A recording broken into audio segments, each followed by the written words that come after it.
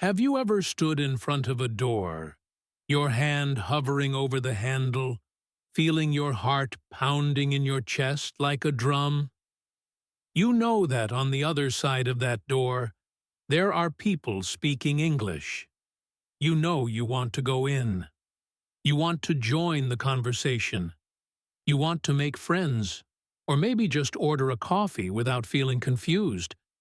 But your feet feel heavy, like they are stuck in concrete. You are afraid. You are afraid of making a mistake. You are afraid of looking foolish. You are afraid that you will open your mouth and no words will come out. If you have ever felt this way, please know that you are not alone. In fact, almost every single person who learns a new language feels this exact same fear. It is a universal feeling. But today, right now, we are going to talk about how to break that fear. We are going to discover the simple, powerful truth that changes everything. Welcome to English in Fluency. I am your host, Alex, and I am so happy you are here with me today. Whether you are listening to this while you are walking to work, washing the dishes, or perhaps sitting quietly with a cup of tea, you are doing something wonderful for yourself. You are practicing, and that is exactly what our topic is today. We are going to explore the idea that the more you use English, the easier it becomes. We are going to discuss why practice reduces fear. We are going to look at why our brains react the way they do and how we can teach our brains to relax. This is not just a lesson about grammar or vocabulary. This is a lesson about confidence. It is a lesson about freedom. By the end of this session, I want you to feel lighter. I want you to feel ready to open that door and step through it. Let us start by looking closely at this feeling of fear. Why do we feel scared to speak English?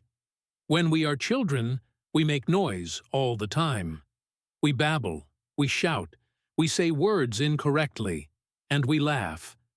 We do not care if our grammar is perfect. But as adults, something changes. We have an image of ourselves.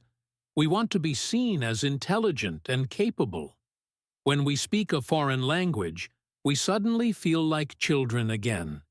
We cannot express our complex thoughts. We struggle to find simple words. This gap between who we are in our native language and who we are in English creates anxiety. We feel vulnerable. It is like walking on ice. We are terrified we will slip and fall. But here is the secret that successful learners know. The ice only gets thicker and safer the more you walk on it. Let me tell you a story about a student named Sarah. Sarah is not her real name, but her story is very real. Sarah moved to a new city, where English was the main language. She was very good at reading. She could understand almost everything she read in a book. But speaking was a nightmare for her. Every time she had to go to the grocery store, she would rehearse what she wanted to say in her head. She would write a script in her mind. She would say to herself, "I will ask for 3 apples and a bag of rice." She would repeat it 10 times. But the moment she got to the counter and the cashier looked at her, her mind went blank. The fear took over. She would point at the things she wanted, pay quickly, and run away. She felt terrible. She felt like she was failing. One day, Sarah realized that she could not live like this anymore. She decided to try a small experiment. She decided that she would go to a small bakery every morning. She made a promise to herself. She promised that she would say just 1 extra sentence to the baker. Just 1. The first day, she was terrified. She bought her bread, and then, with her heart beating fast, she said, "The weather is nice today." The baker looked at her, smiled, and said, "Yes, it is lovely." That was it. That was the whole conversation. But when Sarah walked out of the bakery, she felt amazing. She had spoken. She had been understood. And the world did not end. This is the core of our topic today. The more you use English, the easier it becomes. It is like riding a bicycle. Do you remember learning to ride a bike? At first, you wobbled. You fell down. You held the handlebars so tightly that your hands hurt. You were thinking about balance, about pedaling, about steering, all at the same time. It was exhausting. But you kept doing it. You rode around the park. You rode down the street. And slowly, something magical happened. You stopped thinking about it. You just rode. Your legs knew what to do. Your body knew how to balance. The fear disappeared because the action became familiar. English is exactly the same. When you are at the B1 level, you are still wobbling a little bit on the bike. You are thinking about the grammar rules. You are translating in your head from your native language to English. This mental effort is tiring, and it creates stress. But the only way to stop wobbling is to keep riding. You have to expose your brain to the language every single day. When you use English frequently, your brain stops treating it like a difficult puzzle and starts treating it like a normal tool. Let's imagine another character. Let's call him David. David loved video games. He played online games with people from all over the world. At first, David never turned on his microphone. He just listened. He heard the other players shouting instructions and making jokes in English. He understood some of it, but they spoke very fast. David was afraid that if he spoke, they would laugh at his accent. He was afraid he would use the wrong verb tense. So, he stayed silent. But he wanted to win the games, and to win, he needed to communicate. One evening, in the middle of a very exciting game, David shouted, "Watch out behind you!" He didn't think about it. The words just came out, because he was focused on the game, not on the language. His teammate heard him, turned around, and survived. His teammate said, "Thanks. Nice call, David." In that moment, David realized something profound. His English did not need to be perfect. It just needed to be useful. The purpose of language is connection and action. It is not about passing a test. It is about warning a teammate, ordering a coffee, or asking for directions. After that night, David started using his microphone more. He made mistakes. Sometimes people asked him to repeat himself, but the fear was gone. Why? Because he was using English for a purpose. The more he played, the more he spoke. The more he spoke, the easier it became. So, how can you apply this to your life? You might say, "Alex, I do not live in an English-speaking country, and I do not play video games. How can I use English more to reduce my fear?" This is a great question. You do not need to be in London or New York to use English. You can create an English environment right where you are. The key is to move from passive learning to active using. Passive learning is when you just read or listen without reacting. Active using is when you produce language, or when you interact with it. One of the best ways to reduce fear is to talk to yourself. I know this sounds a little funny. You might feel silly walking around your house talking to yourself, but it is incredibly effective. When you are alone, the fear of judgment is zero. Nobody is listening. You are safe. Describe what you are doing. As you make breakfast, say out loud, "I am taking the eggs out of the fridge. I am cracking the eggs into the bowl. Now I am mixing them." Doing this connects your physical actions with English words. It builds a bridge in your brain. When you do this every day, the words for cooking become automatic. You don't have to search for them. Let's go back to the idea of the comfort zone. We all have a circle around us where we feel safe. Inside this circle, we are comfortable. Outside the circle is the danger zone, where the fear lives. Many people think that to learn English, they have to jump far out into the danger zone. They think they have to give a speech or talk to a native speaker immediately. This is too much. It is too scary. The trick is to just step 1 inch outside your comfort zone. Just 1 inch. Think about a woman named Maria. Maria loved cooking. She had many cookbooks in her native language. To practice English, she decided to buy one simple cookbook in English. This was her small step. She wasn't talking to anyone yet. She was just reading a recipe. The first time she tried to cook a meal using the English instructions, she was nervous. She had to look up words like chop, slice, and boil in the dictionary. It took her a long time to make dinner, but the food was delicious. She felt proud. The next time, she didn't need the dictionary as much. Soon, she started watching cooking videos on YouTube in English. She started leaving comments on the videos saying, "I tried this and it was good." She was slowly expanding her circle. She was using English to do something she loved. Because she focused on the cooking, the English became a tool, not the enemy. The brain is a pattern-matching machine. It loves patterns. When you listen to English every day, even if you don't understand 100% of it, your brain is analyzing the patterns. It is learning the rhythm of the language. It is learning which words usually go together. This is called collocation.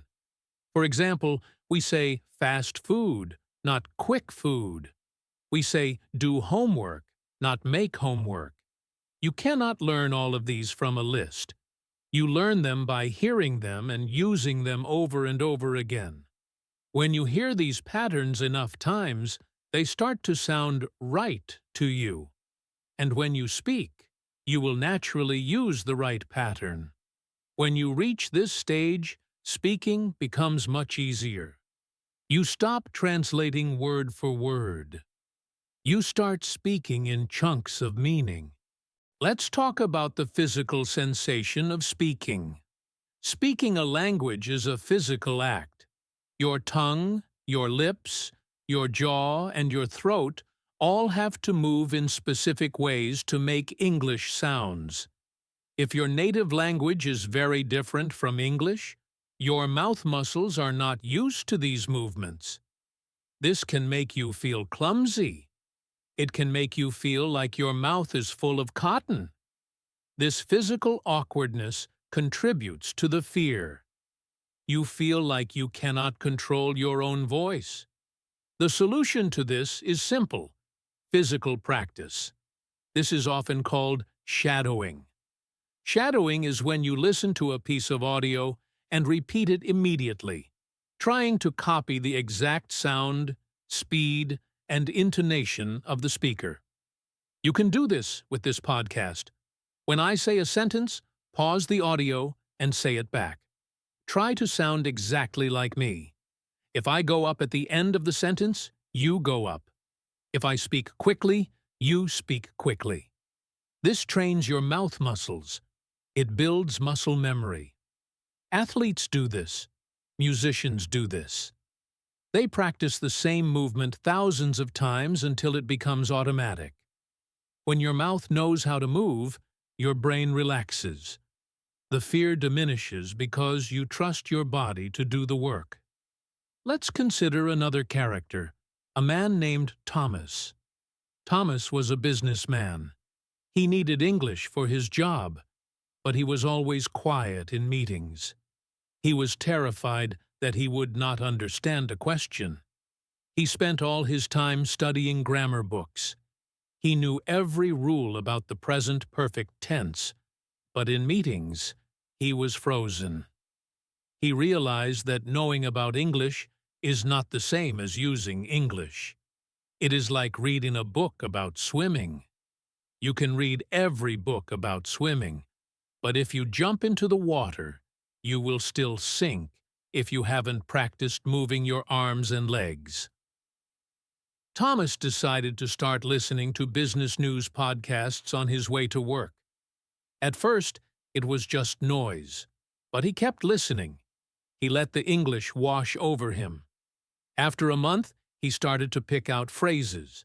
He heard people saying, looking forward to, and touch base. He started whispering these phrases to himself in the car. One day in a meeting, without thinking, he said, "I look forward to hearing your update." It was a simple phrase, but he said it confidently because he had heard it 50 times that month. His fear was reduced by familiarity. There is a concept in psychology called exposure therapy. If you are afraid of spiders, a psychologist does not throw a bucket of spiders on you. That would be cruel. First, they might show you a picture of a spider. Then, maybe a plastic spider. Then, you might look at a real spider in a glass box from across the room. Step by step, you get closer. Your brain learns that the spider is not going to hurt you. We need to treat our fear of English the same way. We need exposure. The more you expose yourself to the language, the less scary it becomes. This is why consistency is better than intensity. It is better to listen to English for 15 minutes every day than to study for 5 hours once a week. If you only study once a week, every time you come back to English, it feels foreign again. It feels cold. You have to warm up all over again. The fear returns in the gap between study sessions. But if you touch English every day, it stays warm. It stays familiar. It becomes a part of your daily routine, like brushing your teeth. You are not afraid of brushing your teeth, are you? No, because you do it every day. You don't think about it. We want English to be just as normal and mundane as brushing your teeth. Let's imagine you are building a path through a thick forest. The first time you walk through the forest, the grass is high. There are bushes in the way, and it is hard to walk. You might get scratched. You might get lost. This is what it feels like when you start speaking English. But if you walk that same path the next day, the grass is a little flattened. If you walk it every day for a month, a clear dirt path begins to form. The bushes get pushed back. Walking becomes easy. You can walk and look at the birds. You can run. The forest hasn't changed, but your path through it has. Your neurons in your brain are like that path. Every time you use a word or a phrase, you are flattening the grass. You are making the signal travel faster and smoother. Eventually, the path is a highway. You can drive down it at high speed without fear. Now, I want to address the fear of mistakes again. This is the biggest monster under the bed for most learners. We have been trained in school that mistakes are bad. Red ink on a paper means we failed. But in language acquisition, mistakes are not failure. Mistakes are data. When you say something wrong and someone corrects you, or you realize it yourself, you have learned something valuable. You have found a limit, and you have pushed past it. Think of a child learning to walk. When a baby stands up and falls down, do not say, "Oh, that baby is not good at walking, they should give up." No, we clap, we cheer. We know that falling is part of the process of learning to balance. You must be kind to yourself. You must be your own cheerleader. When you make a mistake in English, do not punish yourself. Do not say, "I am stupid." Say, "I am learning. I am trying."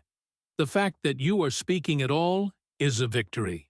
Every time you open your mouth, you are winning the battle against fear. Let me share a technique that really helps with the fear of going blank. Many students fear they will forget a word, and the conversation will stop. This silence is terrifying. To fight this, practice circumlocution. This is a fancy word that means talking around something. If you forget the word for umbrella, don't freeze. Describe it. Say, the thing you hold over your head when it rains. If you forget the word for kitchen, say, the room where we cook food. Practice this game at home. Look at an object and try to describe it without using its name. This builds a safety net. You will realize that even if you forget a specific word, you can still communicate your idea. You can still keep the conversation going. This reduces the fear because you know you have a backup plan. You might be thinking, but Alex, people will judge me. They will hear my accent and think I am not smart. Let me tell you the truth about native speakers. Most native speakers are not judging you. They are impressed by you. They know that learning a language is hard. Most of them only speak one language. When they hear you speaking English, even with mistakes, they respect that you are trying to communicate in their tongue. They focus on the message, not the grammar. Of course, there are some rude people in the world, but rude people are rude in every language. They are not worth your worry. Do not let a hypothetical rude person stop you from growing. Remember the story of Sarah at the bakery? Or David playing his video game? Or Maria with her cookbook? They all shared one thing. They shifted their focus. They stopped focusing on how do I sound and started focusing on what do I want to do.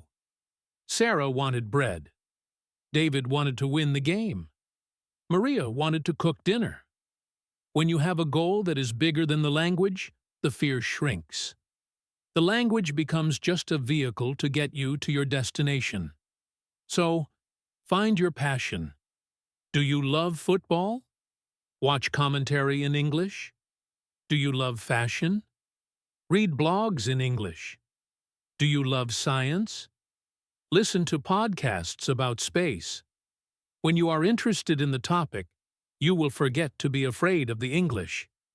You will be too busy learning about the things you love. We are going to go deeper now. We are going to talk about the invisible walls we build in our minds and how to tear them down, brick by brick. We are going to look at why we get stuck translating in our heads and how to finally start thinking in English. Let's begin by talking about a trap that almost every B1 learner falls into. I call it the translation trap. Imagine you want to say a sentence. First, you think of the sentence in your native language. Then, your brain works frantically to find the English equivalent for every single word. You arrange the words, you check the grammar, and finally, you speak. This process is slow. It is exhausting. And worst of all, it creates fear. Why? Because while you are doing all this mental work, the other person is waiting. You feel the silence stretching out. You feel the pressure building. You worry that you are taking too long. This pressure makes your brain freeze, and suddenly, you cannot remember even simple words. The key to escaping the translation trap is to realize that you do not need to translate. You need to interpret. Translation is about words. Interpretation is about meaning. Let me introduce you to a new friend. Let's call her Elena. Elena was a brilliant architect. She had a very high vocabulary in her own language. She could use complicated, poetic words to describe a building. When she started learning English, she tried to do the same thing. She wanted to sound just as smart in English as she did in her native language. If she wanted to say, "The building has a magnificent ancient aesthetic," she would get stuck searching for the word aesthetic. She would stop speaking. She would feel frustrated. She felt like she was losing her personality. One day, Elena's teacher gave her a challenge. The teacher said, "Elena, for 1 week, I want you to explain everything as if you are talking to a 6-year-old child." Elena was insulted at first. She was an adult, not a child, but she tried it. Instead of trying to say, "The building has a magnificent ancient aesthetic," she said, "The building is old and beautiful." It was simple. It was basic. But it was fast. And most importantly, people understood her immediately. Elena realized that by lowering her standard for vocabulary, she actually increased her fluency. She stopped pausing to find the perfect word and started using the available word. The more she used these simple words, the faster she spoke. And surprisingly, the fear vanished. She realized that communication is not about showing off your vocabulary. It is about transferring an idea from your head to someone else's head. If you can do that with simple words, you have succeeded. This is a crucial lesson for you. When you are feeling afraid to speak, ask yourself, am I trying to be perfect, or am I trying to be understood? If you let go of perfection, the words will flow much more easily. It is better to speak a simple sentence confidently than to struggle with a complex sentence and fail. Remember, the more you use simple English, the easier it becomes to eventually learn the complex English. You build the foundation first. Now, let's discuss another mental hurdle: the fear of sounding stupid or making a funny mistake. We are all adults, and we are used to being competent. We know how to do our jobs, drive our cars, and manage our lives. When we make a mistake in English, it feels like we are losing that competence. But what if I told you that mistakes are actually the best way to connect with people?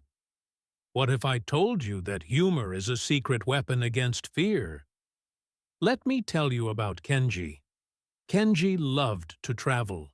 He went to a restaurant in London and wanted to order a soup. But Kenji always confused the pronunciation of soup and soap. So, with a big smile, he looked at the waiter and said, "Excuse me, I would like the tomato soap, please." The waiter paused. He looked at Kenji. Then he smiled and said, "Sir, I think the soap might taste a bit bubbly. Would you prefer the soup?" Kenji realized his mistake immediately. His face went red. In the past, this moment would have made him want to hide under the table. But Kenji saw the waiter smiling. It wasn't a mean smile, it was a friendly one. So Kenji started laughing. He said, "Yes, no bubbles for me, just soup, please." They both laughed. That small moment of laughter relaxed Kenji completely. He wasn't just a student anymore. He was a human being having a funny moment with another human being.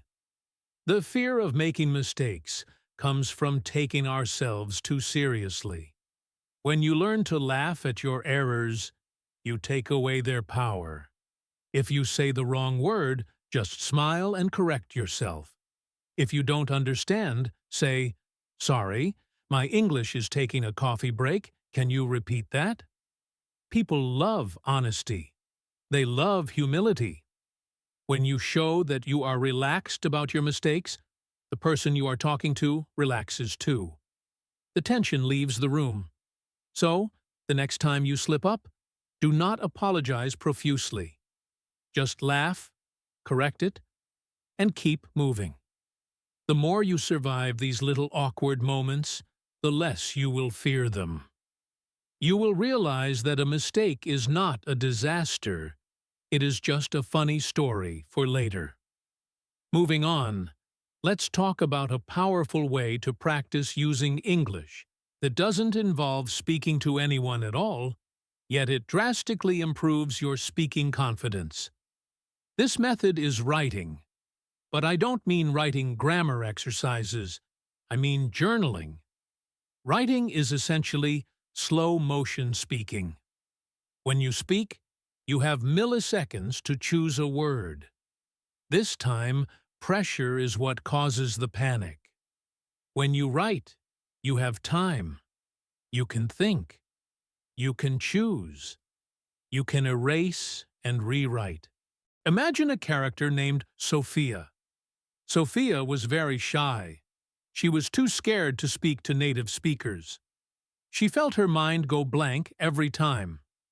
She decided to start a 5-minute journal in English.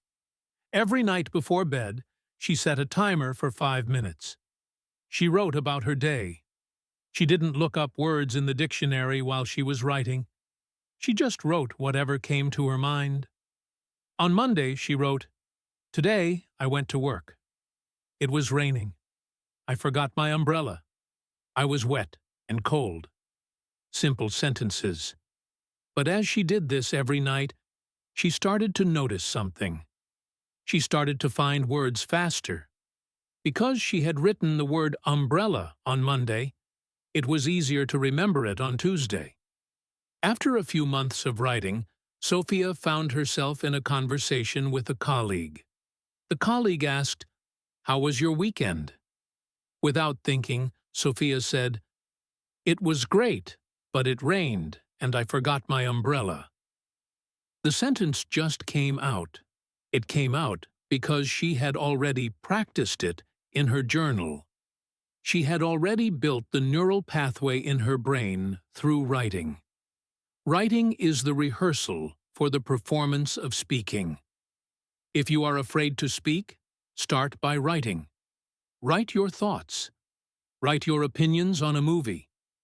Write a letter to your future self. The more you use English on paper, the easier it becomes to use it in the air.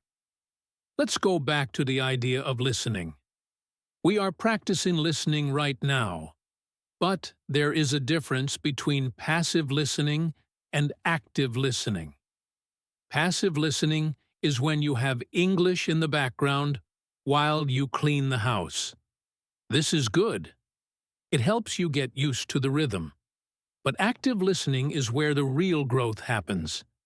Active listening is when you act like a detective. You are not just letting the words wash over you, you are hunting for them. Try this exercise.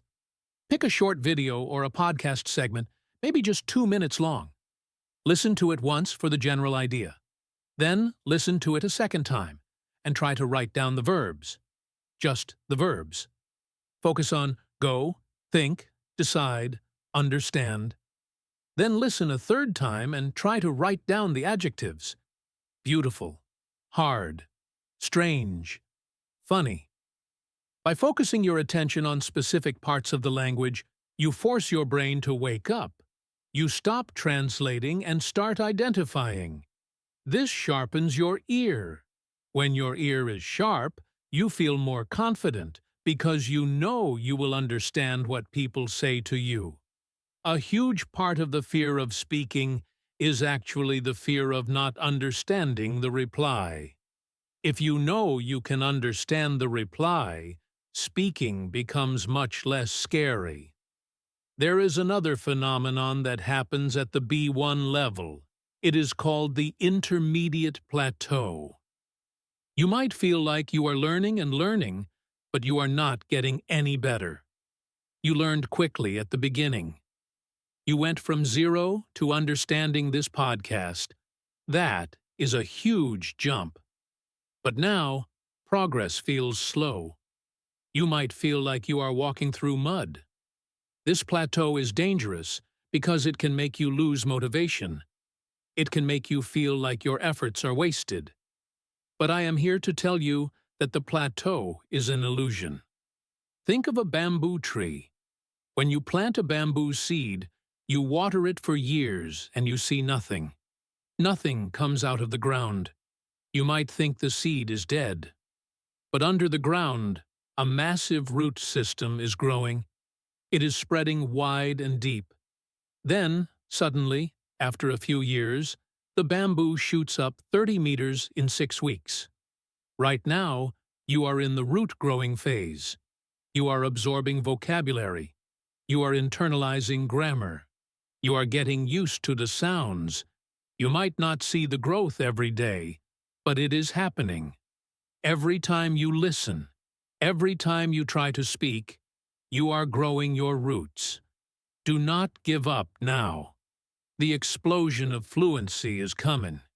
You just have to keep watering the seed. Let's talk about thinking in English again. This is the holy grail for learners.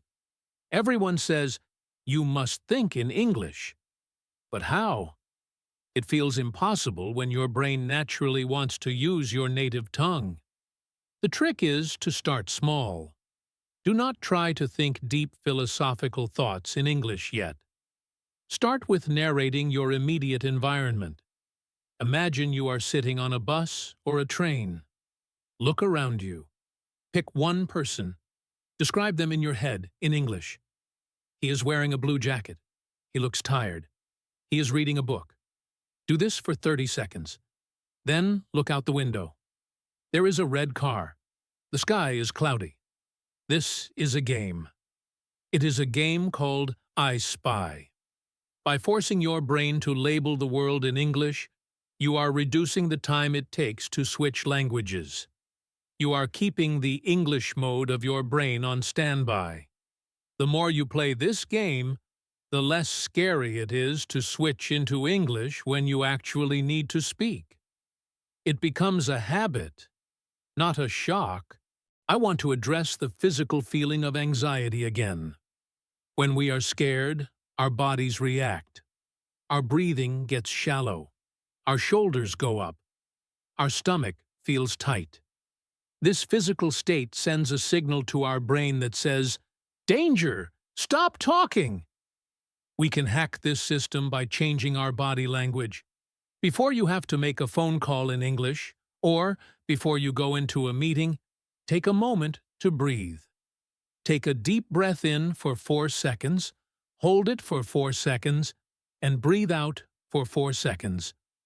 Drop your shoulders. Smile. Even if you are not happy, smile. The physical act of smiling sends a signal to your brain that says, "We are safe." Let's look at a character named Marcus. Marcus had to give presentations in English. He was terrified. His hands would shake. He learned about this breathing technique. 5 minutes before his presentation, he would go to the bathroom, stand in front of the mirror, stand tall like a superhero, and breathe deeply. He told himself, "I am excited, not scared." Surprisingly, the brain has a hard time telling the difference between fear and excitement. They both involve a fast heart rate and high energy. By labeling it excitement, Marcus changed his mindset. He went into the meeting with energy, not dread. You can do this too. If your heart starts racing before you speak English, tell yourself, "My body is getting ready to perform." This is energy. I can use this. Another barrier to using English is the feeling that we are an imposter. You might feel like a fake. You might feel like you are pretending to be someone else when you speak English. This is actually quite common. Speaking a different language does change your personality slightly. In your native language, you might be very funny and sarcastic. In English, you might be more polite and direct because you don't know the words for sarcasm yet. This change can feel uncomfortable. It feels like losing yourself. But instead of seeing it as losing yourself, try to see it as discovering a new side of yourself. Meet your English self. Your English self might be a bit simpler, a bit more direct, and maybe a bit braver. Your English self is the one who is willing to make mistakes. Your English self is the adventurer. Embrace this new persona. When you switch to English, it is like putting on a different coat. It is still you underneath, but you are presenting yourself differently to the world. This can actually be liberating. Some people find they can say things in English that they are too shy to say in their native language because the words feel less heavy. Use this to your advantage. Let's discuss the importance of collocations again, because this is a tool that makes speaking much easier. Collocations are words that naturally go together, like heavy rain or fast food. Beginners learn individual words: heavy, rain, fast, food. This is hard because you have to assemble them like Lego bricks every time. Advanced speakers learn chunks. They learn heavy rain as one single item. When you learn in chunks, your brain has to do less work. Instead of retrieving 2 words, it retrieves 1 unit. How do you learn chunks? By listening and reading. When you hear a new word, don't just write down the word. Write down the sentence it lived in. If you learn the word decision, don't just write decision equals word in your language. Write make a decision. Because in English we make decisions, we don't do them. If you learn make a decision as one chunk, you will never make the mistake of saying do a decision. This reduces your fear because you are sure of the combination. You are not guessing. The more chunks you know, the more fluid your speech becomes. It is like having pre-built walls instead of having to lay every single brick yourself. I also want to encourage you to find a safe speaking partner. This doesn't have to be a native speaker. In fact, sometimes another learner is the best partner. Why? Because they are in the same boat as you. They are also afraid. They also make mistakes. When you speak with another learner, the pressure is low. You can help each other. You can figure out words together. There is a sense of camaraderie. Imagine 2 friends, Layla and Jin. Layla was from Brazil and Jin was from Korea. They met in an online English group. They decided to call each other once a week for 30 minutes. At first, it was awkward. They struggled. But they made a rule. No apologizing. They just tried to chat. They talked about their cultures, their food, their annoying bosses. Because they were both learners, they didn't feel judged. They felt supported. Over a year, their English improved dramatically. But more importantly, their confidence skyrocketed. When they finally had to speak to native speakers, they were ready. They had already put in the hours of practice. They had already proven to themselves that they could communicate. Now, you might be thinking, but Alex, I don't have a partner like Jin. That is okay. You have technology. You can use voice recording apps on your phone. Record yourself speaking for 1 minute about a topic. Then, listen to it. I know. Listening to your own voice is painful. Nobody likes it. But it is a powerful diagnostic tool. When you listen, you will hear things you didn't notice when you were speaking. You might hear that you said she go instead of she goes. You will catch your own mistakes, and the next time you speak, you will self-correct. This is a private way to improve that builds confidence before you go public. As we continue our journey, we must expand our world even further. We are going to look at how to weave English into the things you already love, how to handle the terrifying challenge of talking on the phone, and how to understand the many different voices of English you will hear in the real world. Let us start with something pleasant. Let us start with what you love. One of the biggest mistakes learners make is treating English like a subject at school. They think English is only found in textbooks and grammar exercises, but English is a living thing. It lives in movies, in songs, in art, in sports, and in cooking. The best way to reduce the fear of English is to attach it to something that brings you joy. When you are having fun, your brain releases dopamine. Dopamine makes you feel good, and it helps you learn. When you are stressed, your brain shuts down. So, the logic is simple. More fun means less fear, which means better learning. Consider the story of Lucas. Lucas was a young man who was obsessed with photography. He loved cameras, lenses, and lighting. He spent hours watching videos about photography in his native language. He wanted to learn English, but he found the textbooks boring. He would fall asleep trying to memorize vocabulary lists about business meetings or airport check-ins. He didn't care about those things, so he made a switch. He started watching photography tutorials in English. At first, it was hard. The speakers used technical words, but because Lucas already knew about photography, he could guess the meaning. When the speaker held up a lens and said, "aperture," Lucas knew exactly what that meant because he saw the object. He didn't need a dictionary. He learned the English word through the context of his passion. Lucas became so absorbed in the topic that he forgot he was listening to English. He wasn't thinking, "Oh no, is that the present continuous tense?" He was thinking, "Wow, that is a beautiful photo. How did he do that?" This is the state of flow. When you are in a flow state, the language barrier melts away. You are so focused on the content that the language becomes transparent. After 6 months, Lucas realized he could understand complex technical English effortlessly.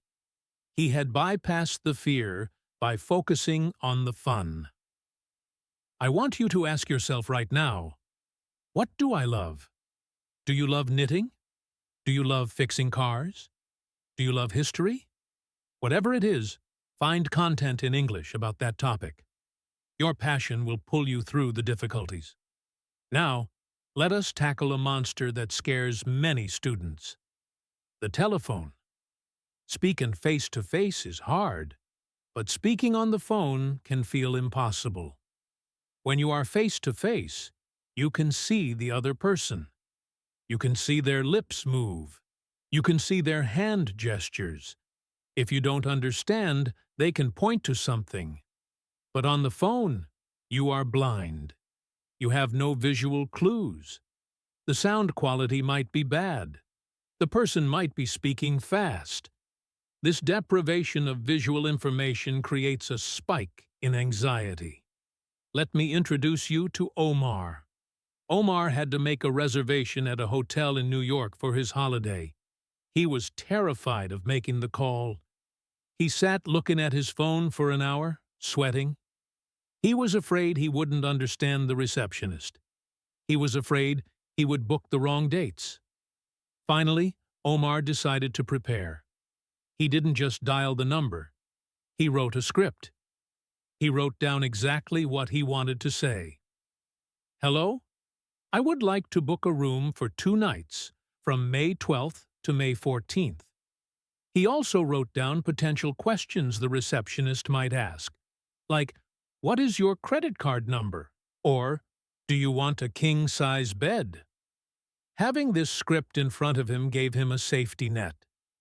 He took a deep breath and called. The receptionist answered quickly. She spoke very fast. Omar felt the panic rising, but he looked at his script. He read his first sentence. Then, when the receptionist asked a question he didn't catch, he used a magic phrase. He didn't just say, "What?" He said, "I am sorry. The connection is a little bad. Could you please repeat that more slowly?" This is a brilliant tactic. Even if the connection is perfect, blaming the connection gives you a valid reason to ask for repetition without feeling stupid. The receptionist slowed down. Omar finished the call. He hung up and felt like he had just run a marathon. He was exhausted, but he was proud. He had survived. The lesson from Omar is preparation. If you have to make a call, prepare your cheat sheet. Write down the phonetic alphabet, A for alpha, B for Bravo, or simple words like A for apple, B for baby. This helps when you have to spell your name. Knowing you have these tools in front of you reduces the fear of the unknown. You are not going into battle unarmed. You have your weapons ready. And remember, the person on the other end of the phone just wants to get the information. They are not grading your grammar. They just want to help you book the room or solve the problem. Let's move on to another source of fear: accents. Many learners get used to the voice of their teacher or the voice of a specific app. These voices are usually very clear, slow, and standard. But the real world is not standard. The real world is full of different rhythms and sounds. You might understand me perfectly, but then you speak to someone from Scotland, or India, or Texas, or Australia, and you feel like you are hearing a different language. This sudden lack of understanding can shatter your confidence. You think, I thought I knew English, but I don't know anything. This happened to a woman named Priya.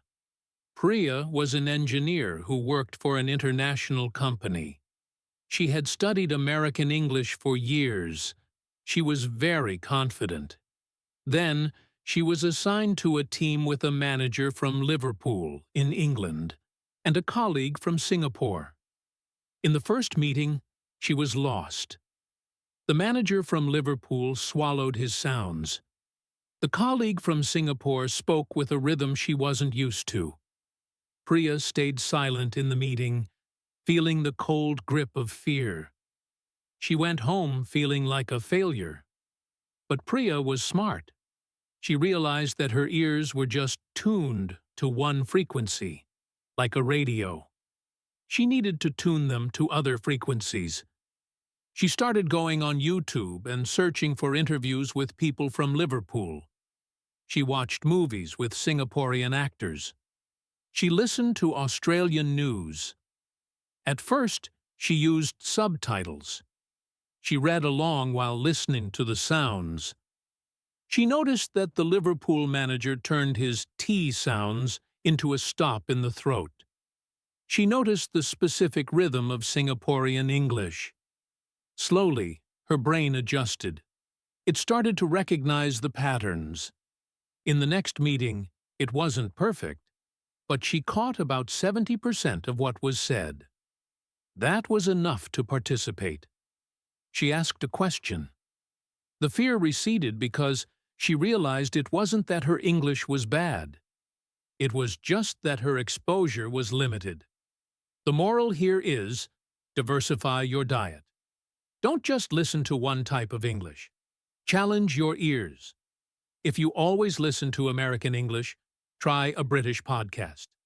If you always listen to male voices, listen to female voices.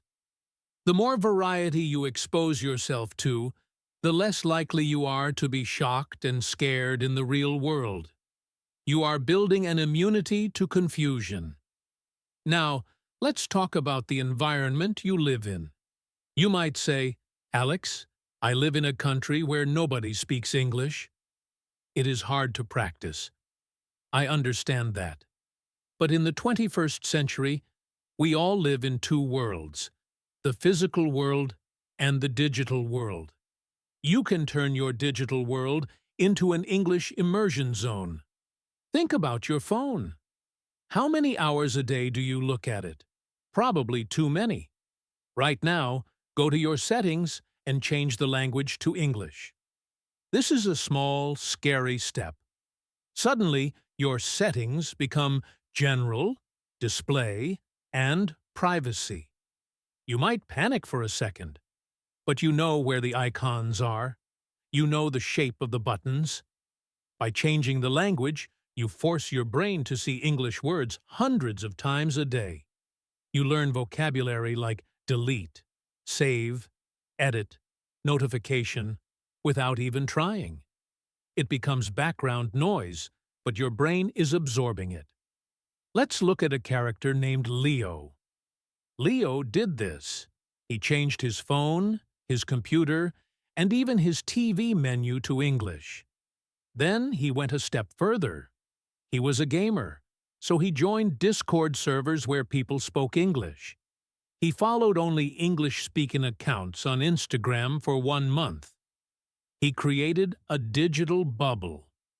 When he sat down at his computer, he was effectively leaving his country and entering an English-speaking country. He didn't need a plane ticket. He just needed a few clicks. Inside this bubble, he had to use English to survive. He had to read comments, listen to stories, and reply to messages. This constant, low-level exposure is magical. It removes the foreignness of the language. It makes English feel like home. Another powerful technique to reduce fear is shadowing with emotion. We talked about shadowing earlier, repeating after a speaker. But let's add a layer to it. Often, when students read or speak English, they sound like robots. Hello, how are you? I am fine. This robotic voice disconnects you from the meaning. It makes you feel fake. To fix this, you need to inject emotion. Imagine an actor named Nina. Nina had to learn lines for a play in English. She didn't just memorize the words, she memorized the feeling. If the line was, "I can't believe you did that," she would scream it. She would whisper it. She would say it while laughing. She played with the sentence. She realized that English has a music. It goes up and down to show anger, surprise, or love. When you practice speaking with emotion, you stop worrying about the grammar and start focusing on the expression. You stop being a student and start being a communicator. Try this at home. Take a simple sentence like, "I don't know where my keys are." Say it angrily. "I don't know where my keys are." Say it sadly. "I don't know where my keys are." Say it like you are keeping a secret. "I don't know where my keys are." Do you feel the difference? Your face changes. Your body changes. And most importantly, you own the sentence. It becomes yours. When you speak with emotion, people connect with you. They forgive your grammar mistakes because they feel your intent. Fear cannot survive where there is genuine emotion. Let's address the concept of the plateau again, but from a different angle. Sometimes, the fear comes back because we feel we are moving backwards. You have a bad English day. You know those days? You wake up, you try to speak, and your tongue feels like a shoe. You can't remember the word for table. You feel stupid. You think, "I have lost it all." This is a lie your brain tells you. Progress in language learning is not a straight line going up. It is a spiral. Sometimes you circle back and feel like you are in the same place, but you are actually a level higher. Bad days are normal. Even native speakers have bad days where they stumble over words or say things that make no sense. The important thing is not to let one bad day stop you. Think of a runner.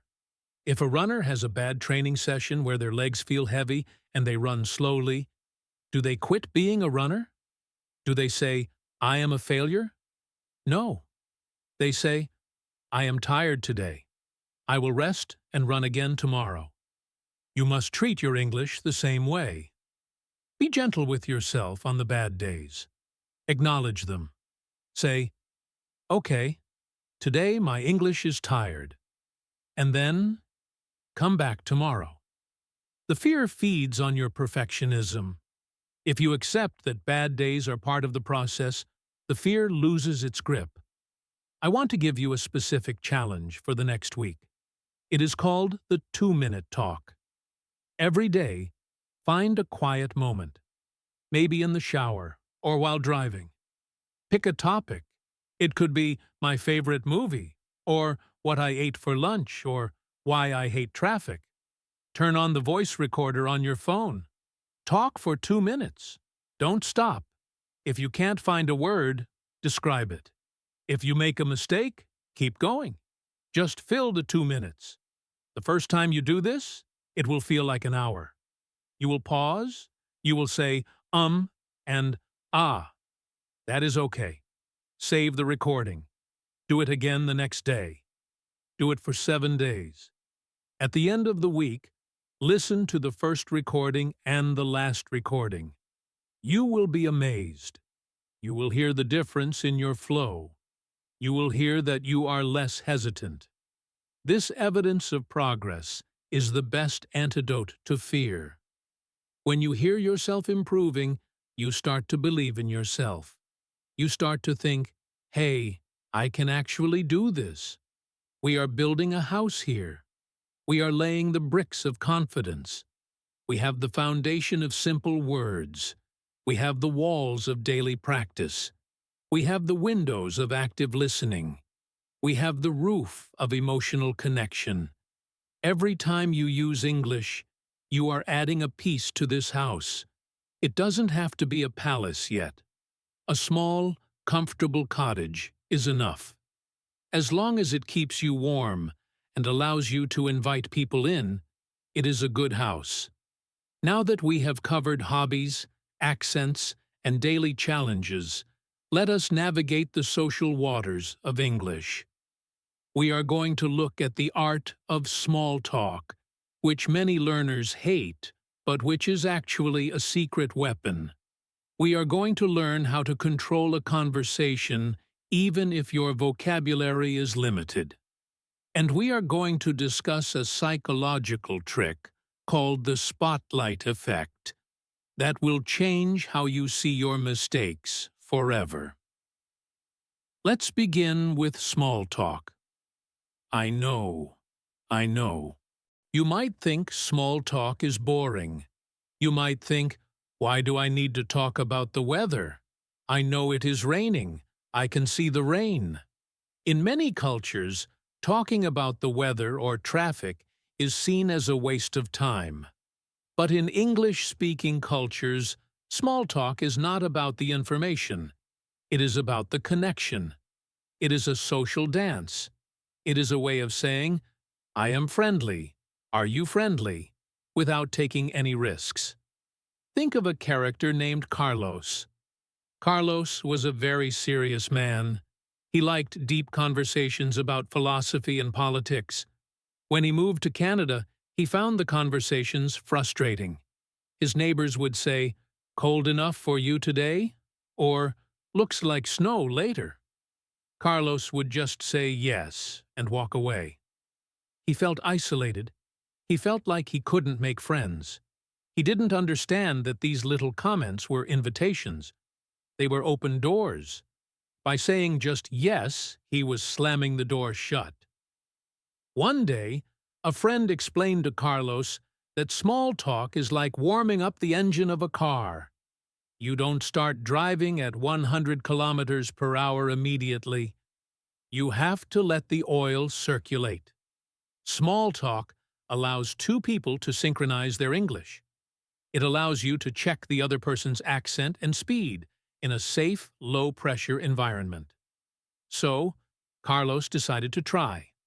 The next time his neighbor said, cold enough for you? Carlos didn't just say yes.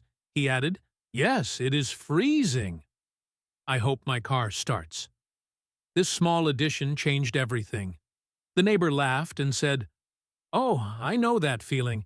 My battery died last week.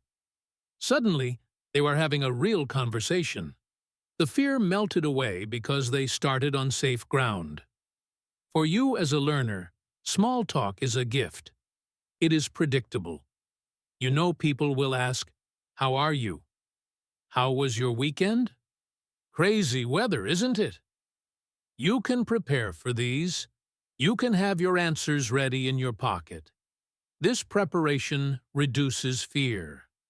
If you have 3 or 4 stock phrases ready for the weather or your job, you can survive the first 2 minutes of any interaction effortlessly. And once you survive the first 2 minutes, your nerves calm down, and your real English comes out. Now, let's look at a strategy to reduce the amount of speaking you actually have to do. It sounds strange, doesn't it? To practice speaking by speaking less? The secret is the art of asking questions. When you are in a conversation, there is a pressure to perform. You feel like you have to be interesting. You feel like you have to tell funny stories. This pressure creates the fear of going blank.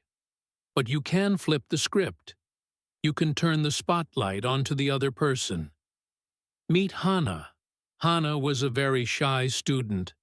She went to language exchange parties, but she usually stood in the corner holding her drink, terrified that someone would talk to her. She was afraid she wouldn't have enough words to tell her story. Then, she learned the reporter technique. She realized that people love to talk about themselves. If you ask someone a question, they will usually talk for minutes. Hannah decided to become a reporter. She memorized question words: who, what, where, when, why, and how. At the next party, a man approached her. Instead of worrying about what she would say, she waited for him to speak. He said, "I am a teacher." In the past, Hannah would have panicked trying to say, "I am an accountant." But this time she asked, "Oh, what do you teach?" The man replied, "I teach history." Hannah asked, "Why do you like history?" The man smiled and started talking about his passion for the Romans. Hannah just listened, nodded, and occasionally said, "Really?" Or, "That is interesting."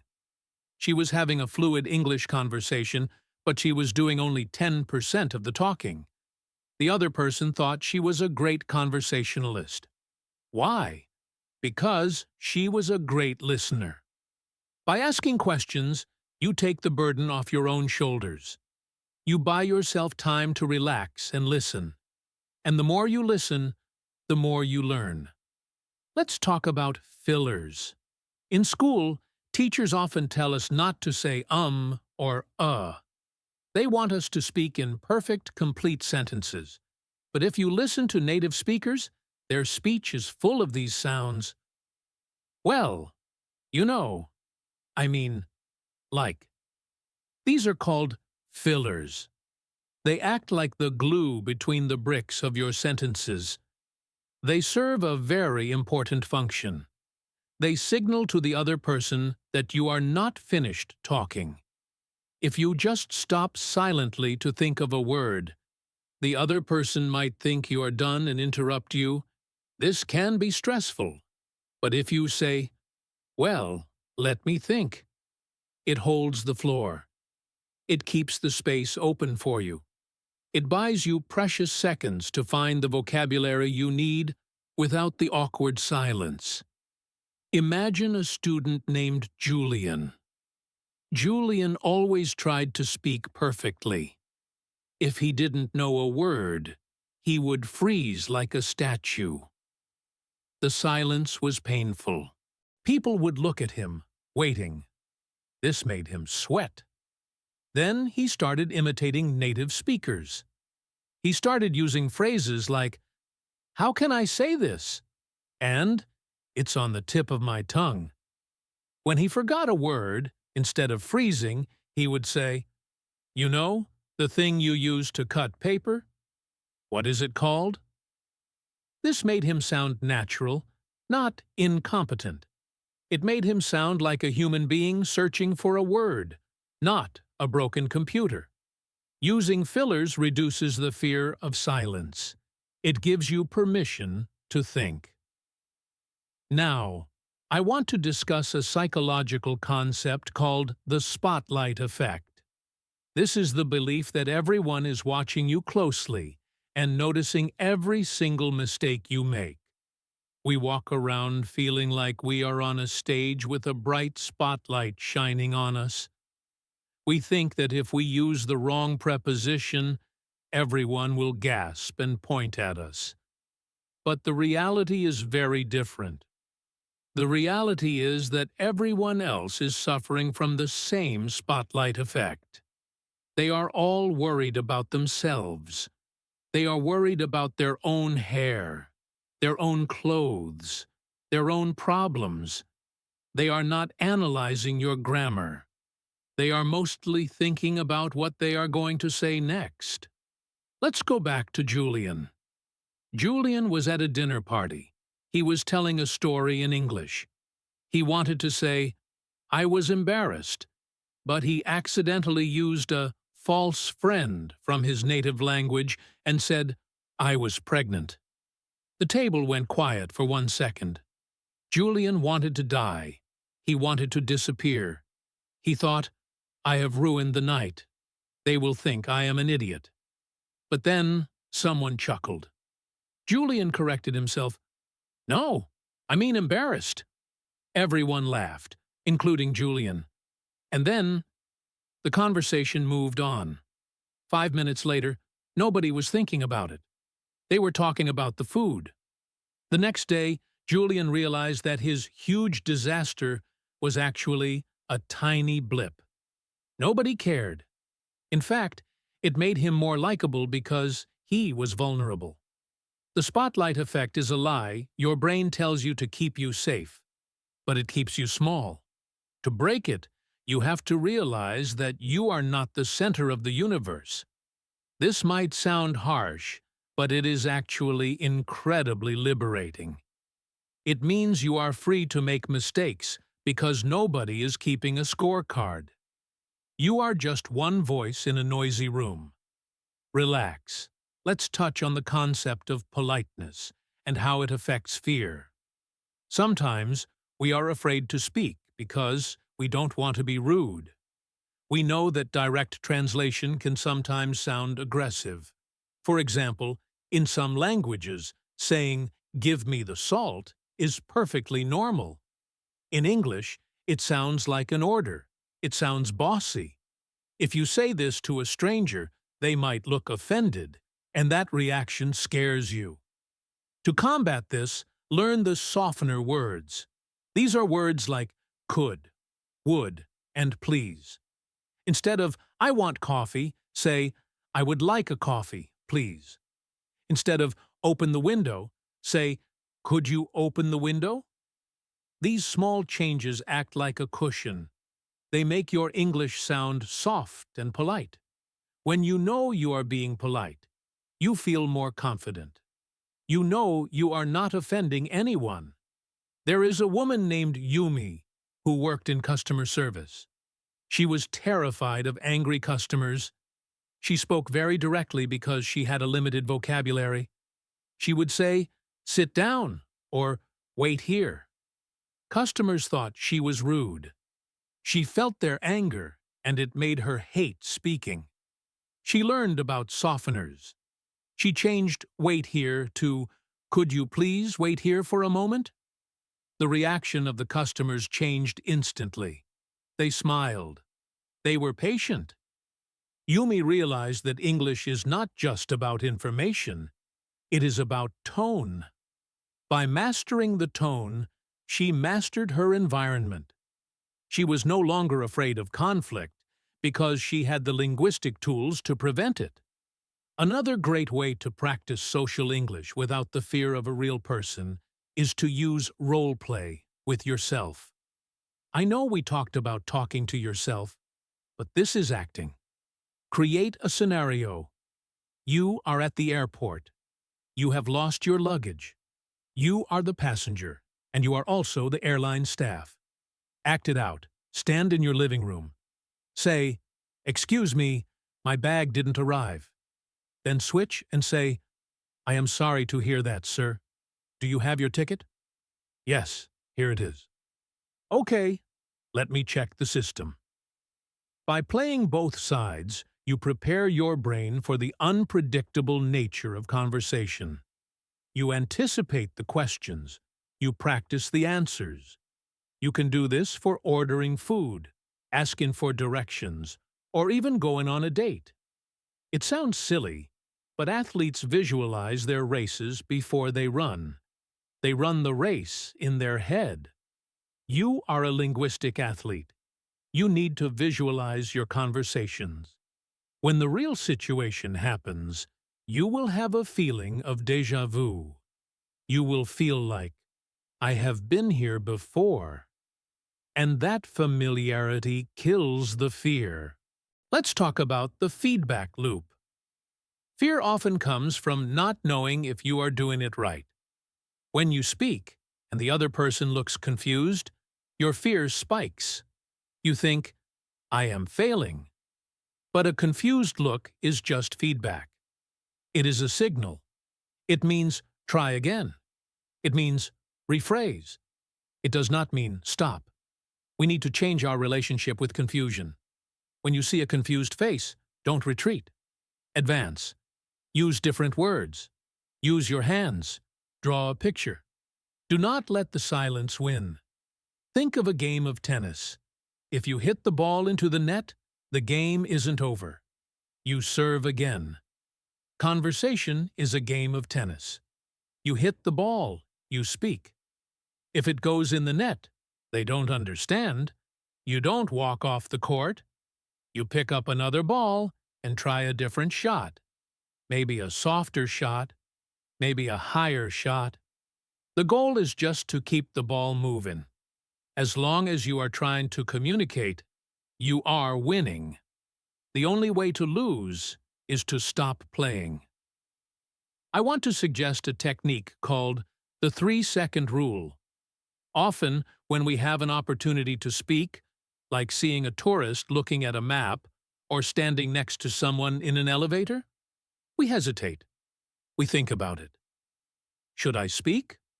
What if I make a mistake? What if they are busy? The longer we think, the bigger the fear grows. It grows like a balloon. The 3-second rule is simple. When you have the impulse to speak, you must do it within 3 seconds. 1, 2, 3. Hello. Do not give your brain time to create the fear. Do not give your inner critic time to wake up. Jump before you look. This trains your brain to be impulsive in a good way. It bypasses the anxiety center. The first few times you do this, your heart will race. But after you say, hello, the hardest part is over. You are in the water. You are swimming. Let's revisit the idea of identity. Who are you in English? Many people feel they are a lesser version of themselves. In your native language, you are a professional, a parent, a funny friend. In English, you feel like a child. This loss of status is painful. It creates an ego fear. We want to protect our ego. But you can reframe this. You are not a child. You are an explorer. An explorer might not know the terrain, but they are brave. They're curious. They are resilient. Wear the identity of the explorer. When you make a mistake, it is just a muddy patch on the road. It doesn't mean you are weak. It means you are on a journey. I want you to think about the word fluency. What does it mean to you? Does it mean speaking perfectly with no errors? Does it mean knowing every word in the dictionary? If that is your definition, you will always be afraid, because that is impossible even for native speakers. Let's change the definition. Fluency is the ability to keep the flow going. Fluency is like water. If water hits a rock, it goes around it. It doesn't stop. If you forget a word and you say the thing for the rain instead of umbrella, that is fluency. You didn't stop. You went around the rock. If you can navigate a conversation, handle a misunderstanding, and get your point across, you are fluent. You might be B1 fluent, but you are fluent. Embrace this definition. It takes the pressure off. You don't have to be perfect, you just have to be fluid. As we near the end of this section, let's talk about the power of yet. This is a mindset shift from a researcher named Carol Dweck. It is very simple. When you catch yourself saying, "I can't speak English," you must add the word yet. I can't understand this movie. Yet. I can't pronounce this word. Yet. I am not confident. Yet. This tiny word opens the door to the future. It tells your brain that your current struggle is temporary. It is not a permanent state. It is just where you are today. Tomorrow, you will be somewhere else. Yet is a promise of growth. We are reaching the end of our journey now. We are going to talk about the future. We are going to talk about how to keep this fire burning when the excitement fades. We are going to learn how to see your progress even when you feel stuck. And we are going to visualize the person you are becoming. Let's start by talking about the difference between motivation and habit. Motivation is like a match. It burns hot and bright, but it burns out quickly. You might listen to this podcast and feel motivated today, but what about next Tuesday? What about a rainy morning in November when you are tired and busy? Motivation will not be there to save you. You need something stronger. You need a habit. A habit is like a slow-burning log in a fireplace. It doesn't flare up, but it burns for a long time. It provides steady heat. To build this habit, you need to make English unavoidable. We talked about the digital bubble, but let's talk about the anchor habit. This is when you attach English to something you already do automatically. For example, you drink coffee every morning. You don't think about it, you just do it. Make a rule. I cannot take the first sip of my coffee until I have read one page of an English book. Or, I cannot start my car until I have turned on an English podcast. By anchoring English to an existing habit, you bypass the need for willpower. You don't have to decide to study. The coffee makes the decision for you. The car makes the decision for you. Let me tell you about Ben. Ben was a student who felt like he was failing. He had been studying for 2 years. He felt like his English was exactly the same as it was a year ago. He was ready to quit. He told his teacher, "I am wasting my time." His teacher asked him, "Do you have any recordings of yourself from a year ago?" Ben remembered he had sent a video message to a friend for a birthday the previous year. He dug it out and watched it. He was shocked. In the old video, Ben was speaking very slowly. He was looking at the ceiling constantly. He made basic grammar mistakes. He said, "I have 25 years," instead of "I am 25. He couldn't believe it. He had forgotten how bad he used to be. The problem is that our brains adapt. As you get better, your standards get higher. You compare your current self to native speakers, not to your past self. This is unfair. It is like climbing a mountain and looking only at the peak, never looking down at how far you have climbed. Ben realized he had climbed a long way. This realization gave him the energy to keep going. The lesson here is, document your journey. Record yourself today. Save it. Date it. Hide it in a folder. In 6 months, listen to it. You will be amazed. You will hear the pauses getting shorter. You will hear the vocabulary getting richer. This evidence is the fuel you need when you feel empty. We often focus on what we haven't done. We have a to-do list that is miles long. Learn phrasal verbs. Master the conditional tense. Improve pronunciation.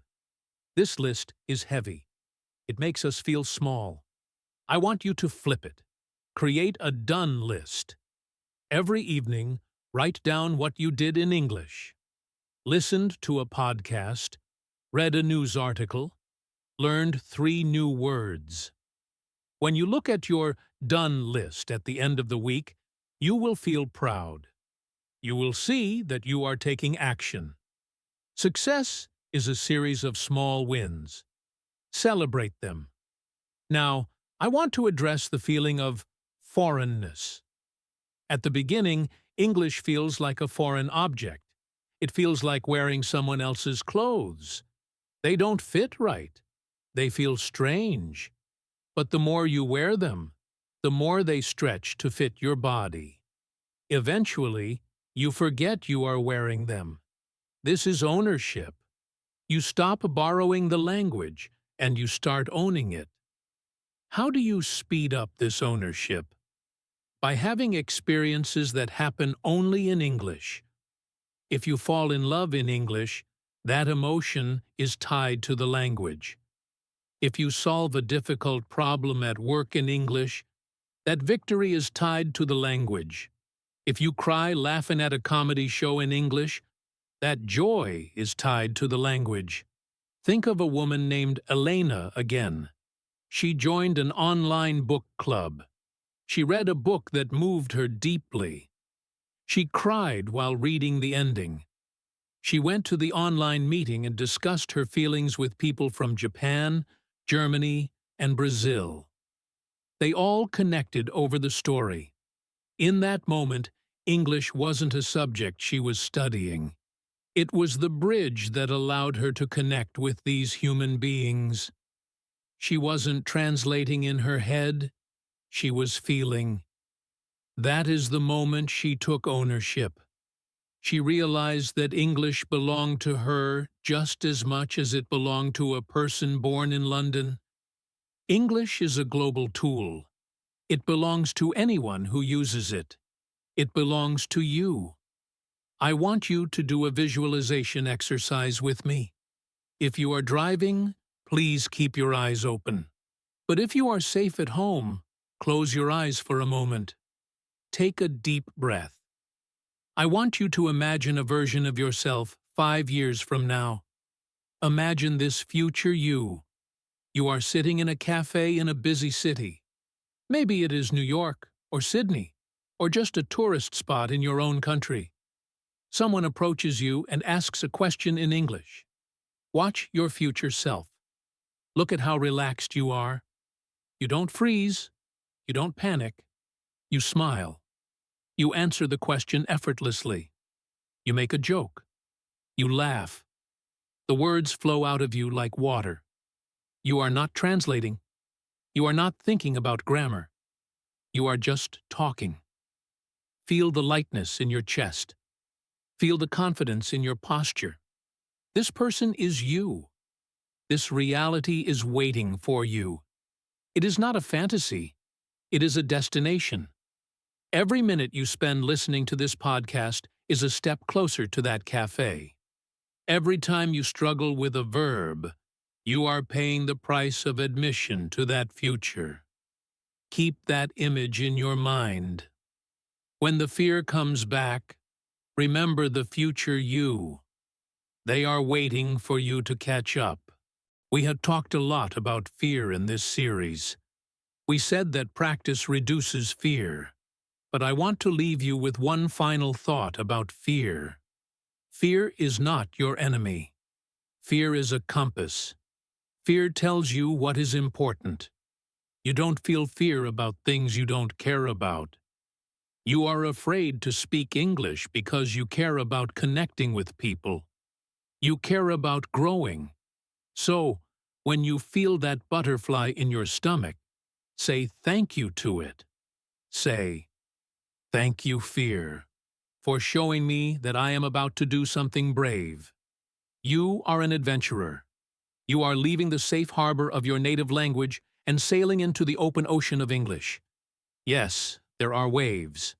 Yes, there are storms. But there are also new lands to discover. There are sunsets you have never seen. There are people you would never meet if you stayed in the harbor. The treasure is worth the risk. Remember the door we talked about at the very beginning? The door you were afraid to open? I want you to look at it again. It is not a scary iron door anymore. It is just a normal wooden door. The handle is not cold. It is warm. And guess what? It is not locked. It never was. You were just holding it shut with your own fear. Now, you have the tools to let go. You have the simple words. You have the fillers. You have the mindset. You have the right to be there. So, turn the handle.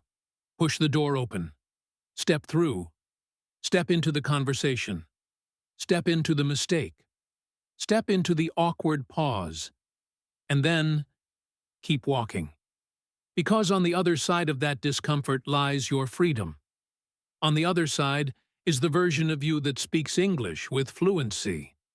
This brings us to the end of our script, but it is just the beginning of your real work. I cannot speak for you. I can only guide you. You have to open your mouth. You have to make the sounds. You have to be brave. I have one final request for you. A call to action. If this series has helped you, if you feel a little lighter, a little more ready, I want you to make a commitment. Not to me, but to yourself. In the comment section, I want you to write today's date, and then write, I am not afraid of making mistakes. I am a learner. Declare it to the world. When you write it down, you make it real. And then, come back in a month. Come back in a year. Find your comment and see how far you have come. If you enjoyed this long-form practice, please subscribe to the channel. We are building a community here, a community of brave learners who support each other. Share this with a friend who is also struggling with fear. Help them open their door. Thank you. Thank you for your time, your attention, and your courage. Thank you for letting me be a part of your journey. I am Alex, and this has been English in Fluency. Remember, the more you use English, the easier it becomes. The practice reduces the fear. The power is in your hands. Now, go out there and use it. Goodbye for now, and speak soon.